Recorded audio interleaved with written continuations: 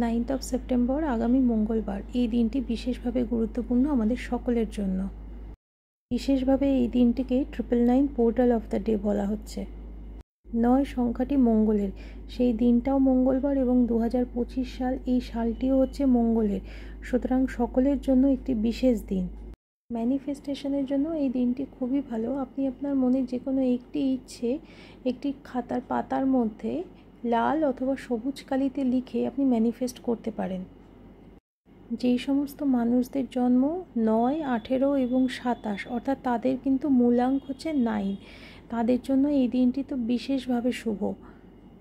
3 বার অবশ্যই ইউনিভার্সকে thank you জানাবেন এবং সাথে আপনার আরাধ্য দেব দেবী যিনি আছেন তাকেও ধন্যবাদ জানাবেন।